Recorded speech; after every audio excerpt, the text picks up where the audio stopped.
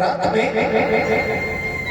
सोते भी हैं तो ये सोच करके सोते हैं कब जल्दी सवेरा हो, सूर्य निकले और मैं जाकर के लाला का इंतजार करूं।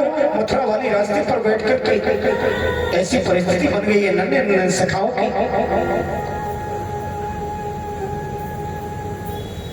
नित्य की भांति आज भी मथुरा के मार्ग पर ब्रज के ग्वाल वाल सका सब बैठे हुए हैं, शांत बैठे, बार बार देख रहे हैं लाला आ रहे हो वो, लाला आ रहे हो वो। आज ब्रजवासियों को एक रथ आता हुआ दिखाई दिया, एक सुंदर रथ आते देखा, रथ की ध्वजा चमकी। अब ब्रजवासी दौड़े, दौड़ पड़े, हमारे लाला आए गए, अरे कन्हैया आए गए भैया। एक बोलो, मैंने पहले ही कही थी ना वो हमारे बिना रह ही ना सके, वो आगे को जरूर। अरे कैसे रह लेगा वो हमारे बिना, जब हमको एक पल कोई ऐसा नहीं जाता जिसमें उसकी याद ना आती हो, क्या उसे याद नहीं आती होगी। सब ब्रजवासी एकदम से दौड़ पड़े, एक नन्हा सा सखा है झंड के बीच में छुप जाता है। सखा कहते हैं लाला तू नहीं चलेगा का? बोले सुन, पहले मेरे गोविंद को आकर के मेरे पैरों में गिर करके माफी मांगनी पड़ेगी, और जब माफी मांग लेगा तभी मैं उसका दीदार करने के लिए जाऊंगा। रूठ करके बैठ गए।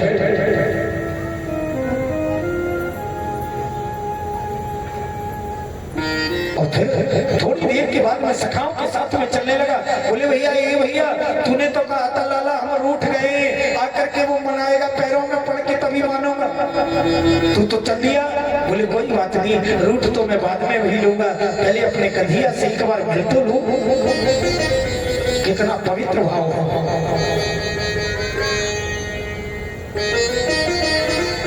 और जैसे ही रथ पास में आया, गौओं ने बछड़ों ने सुना मेरा गोपाल आ रहा है, मेरा गोविंद आ रहा है। एक तो गाय ऐसी है प्यारी, जिस दिन से मेरा गोविंद छोड़ करके गया है ना, उसने खाना पीना कुछ नहीं खाया है, शरीर उसका जर्जर हो गया है, उसकी रस्सी भी खूंटे से खोल दी गई है ताकि ये तो बचेगी नहीं। उसी गाय ने जैसे ही सुना मेरा गोविंद आ रहा है, मेरा गोपाल आ रहा है, एकदम से धड़ाम से खड़ी हुई और दौड़ लगा दी उस गाय ने। गाय बछड़े सब आकर के रथ के पास में खड़े हो जाते हैं।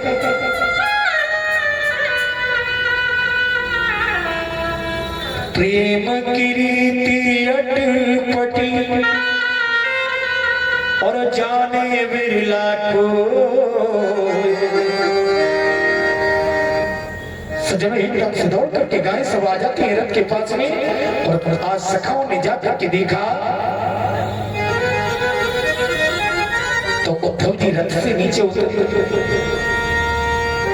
मेरे भगवान ने अपनी काली कमली देकर के भेजा है, मुकुट देकर के भेजा है, ताकि मेरे बाल सका सब समझ आए ये हमारा दोस्त है, मित्र। भैया जय श्री कृष्ण, बोली जय श्री कृष्ण।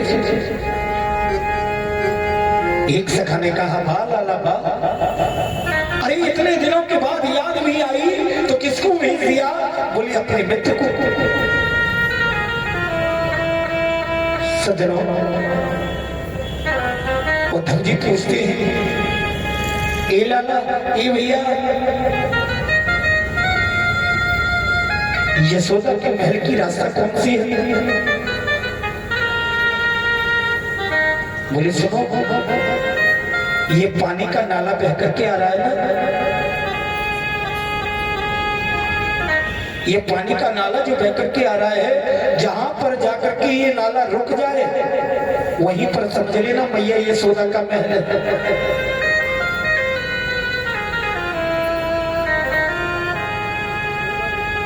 और ये कोई साधारण पानी का नाला पर समझ लेना,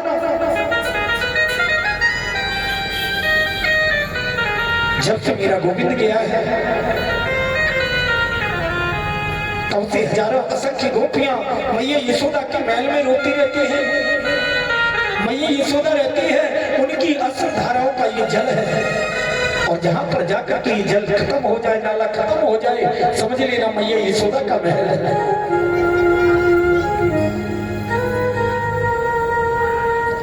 सजनों,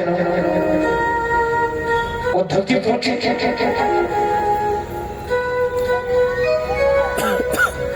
यशोदा मैया के गेट पर जैसे ही पहली सीढ़ी पर पैर रखा, आवाज आती है जय श्री कृष्ण, जय श्री कृष्ण। दूसरी सीढ़ी पर पैर रखा, जय श्री कृष्ण, जय श्री कृष्ण। और जैसे गेट को खोला, एकदम से आवाज आती है जय श्री कृष्ण।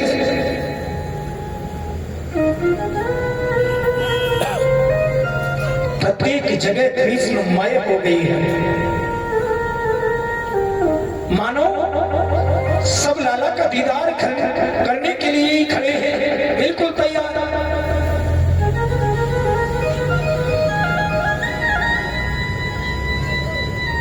मैया यशोदा के पास में पहुंची,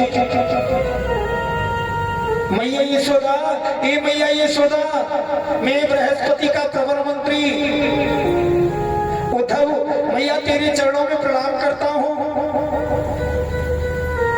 मैया को ज्यादा दिखता नहीं है, जिस दिन से मेरा गोपाल छोड़ करके गया है।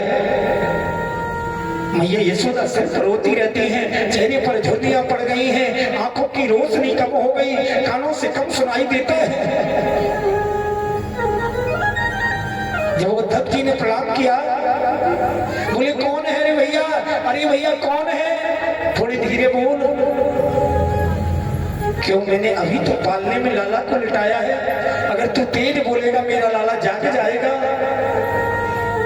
भैया धीरे बोल। उद्धव जी ने सोचा, वाह कितनी सालें हो गई गोपाल को यहाँ से जाते हुए, लेकिन आज भी मैया यशोदा ऐसा समझती है, ऐसा मानती है कि मेरा लाला पालने में लेटा है। बोले भैया तेरा लाला तो तुझे छोड़ करके चला गया। बोले कौन कहता है मेरा लाला छोड़ करके चला गया? पकड़ लिया उद्धव की बाजू को, चलो अपने लाला को दिखाऊं, अपने लाला से मिलाऊं। और जैसे ही पालने के पास में आई, मैया यशोदा धड़ाम से नीचे गिर गई। क्या करूं उद्धव, मुझे तो मालूम ही नहीं मेरा लाला इतने दिनों से मुझे छोड़ करके चला गया है। उद्धव ये वही पालना है जिसमें मेरा गोविंद लेटा करता था, मैं उसको सुलाया करती थी।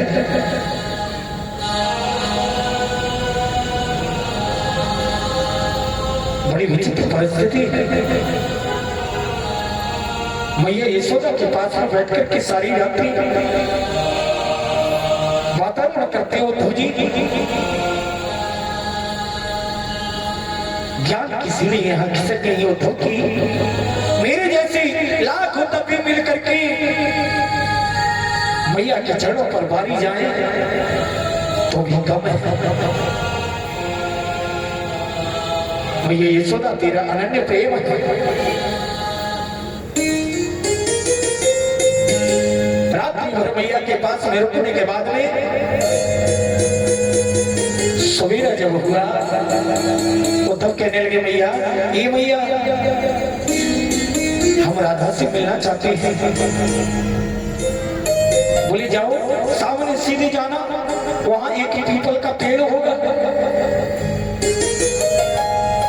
वही सखियों के मध्य में हजारों असंख्य सखियां बैठी होंगी और बीच में राधा रानी बैठी होंगी। जाओ जाकर के मिला।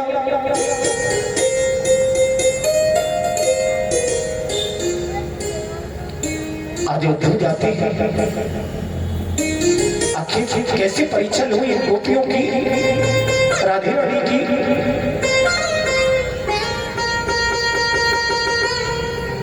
आज उद्धव ने जाकर के कहा,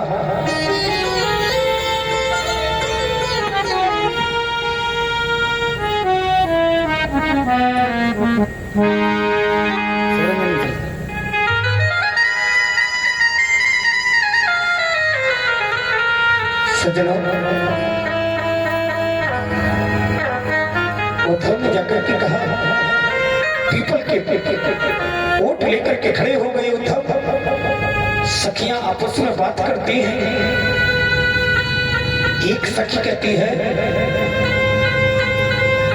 अरे सखी, मेरे सपनों में रात कृष्ण आया। दूसरी सखी पूछती है, तेरे सपनों में जब कृष्ण आया तो क्या किया कृष्ण ने? बोली सुन, हम अपने घर में भोजन प्रसादी रसोई में बना रही थी और लाला जाकर के पाटा डाल करके वहीं पर बैठ गए और हमसे बोले, अरे मौसी जी, ए मौसी जी।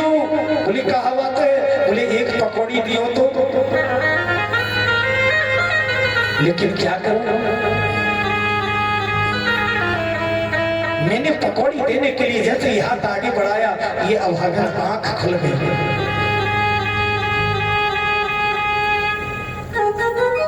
दूसरी सखी कहती है, बहन,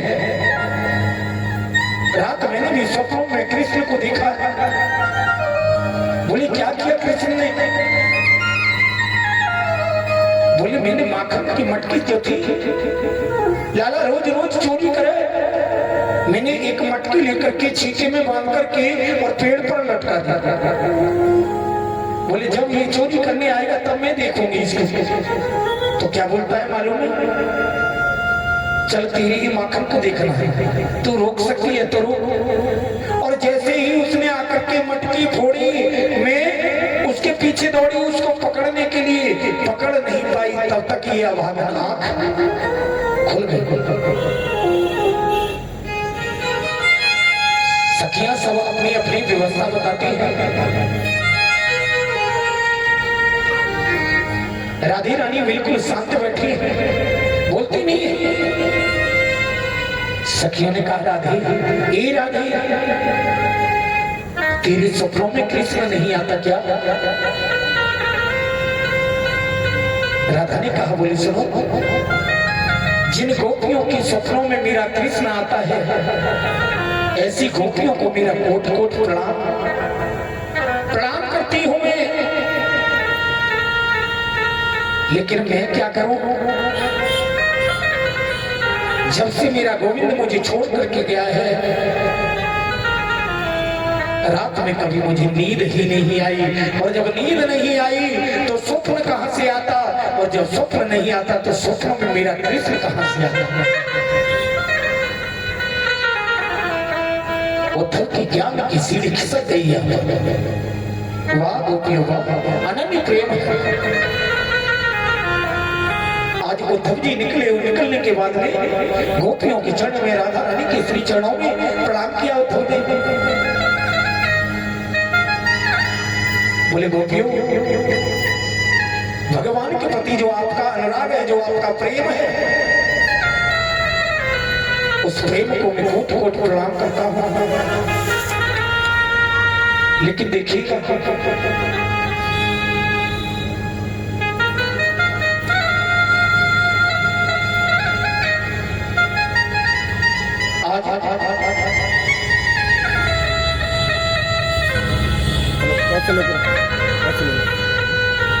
सजनों, धूरी भरे सोहत श्याम जू, कैसी बनी सिर सुंदर चोटी, और खेलत खात फिरे अगना, पग पहनी बाजत पीरी कछोटी, और छवि को रस खाने बिलोकत, भारत काम कला निधि कोटी, बाकाग के भाग कहा कहिए, हरे हाथ सुले गयो माखनी रोटी। करके पल पल में याद आती है गोपियों को मेरे लाला की। उद्धव जी कहते, गोपियों, मैं तुम्हारी इस अनन्य प्रेम को प्रणाम करता हूं। लेकिन गोपियों, हमारे गुरु जी कहते हैं, अपने मन में सदैव निर्गुण ब्रह्म को बसाओ। ब्रह्म के कोई हाथ नहीं होता, कोई पैर नहीं होता।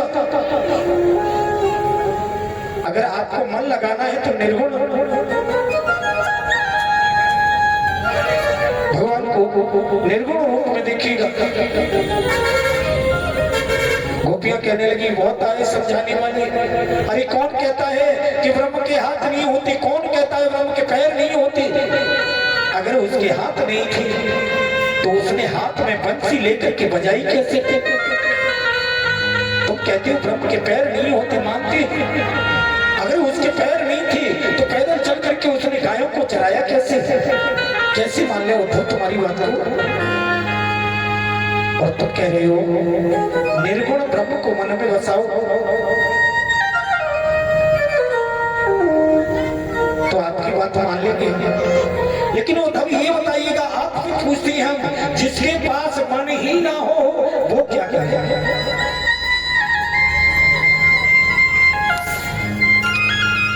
और गोपियां कहते हैं